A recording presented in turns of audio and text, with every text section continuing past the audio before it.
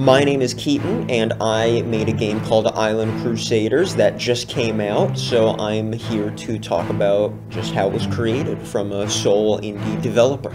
I grew up always loving RTS games. It was my favorite genre. My go-tos were Age of Mythology and Age of Empires, so when I got into game design as a hobby, I knew that I really wanted to make an RTS game. So I started doing some blueprinting, some concept design, and I brought my friend Chris in, who usually helps me with a lot of my artistic projects. So I kind of tasked him with helping design some of the maps and coming up with some concepts of units and stuff like that. Island Crusaders right away was going to be a bigger project, and it was going to be a lot of work. And also, I really loved the idea. From the beginning when he had me kind of playtesting it, I was like, I actually find this really fun. I was really always focusing on, is this fun? Like, is this good for the player? Is this good for the player? From the beginning, I knew AI was going to be the make or break of the game because it was going to be such a big part of the game. Since I'm so new to game design, I didn't want to start making the AI on my own and make AI that would break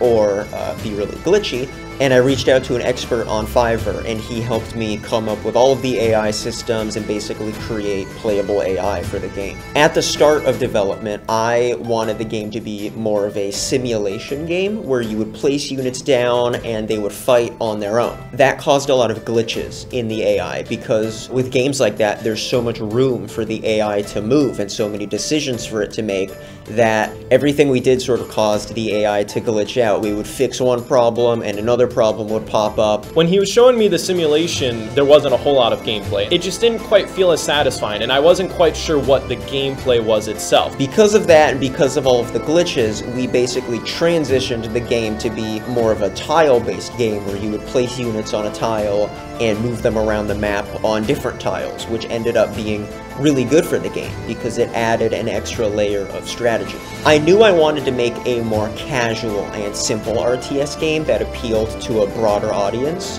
and I knew I didn't want the game to look very realistic as well. I wanted it to be cute and stylized, so when I started designing the levels, I kept that in mind, and I tried to have that carry over to the characters as well. One of my favorite things is when Keaton came to me and he said he wanted me to voice all the characters, which is sort of a recurring theme in his past video games, but this time there weren't any lines of dialogue. He just wanted all the characters to do little murmurs.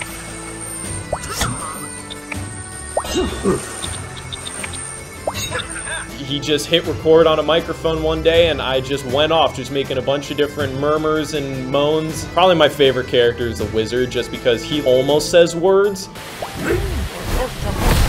They're also goofy. Another really cool thing about the characters is you start with only two. You start with a swordsman and an archer.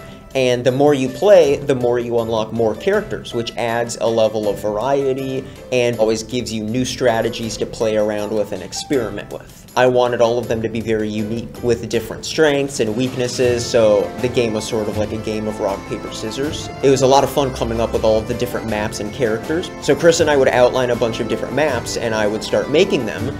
And I even taught him a little bit of Unreal. Once he was building, 20 levels, I wanted to get involved because I designed a lot of the maps, I drew them on paper, but I wanted to get my hands in the dirt a bit. I didn't want to just be on the outside coming up with ideas. So I built a couple of the maps. I built the castle map, which I really liked. So the game was really starting to come together. We had a lot of really cool levels, we had a lot of really cool characters, and it was a lot of fun to play. But we always knew we wanted kind of something else. We wanted it to feel like a full-on game. We didn't want it to feel like it was just made by pretty much one person.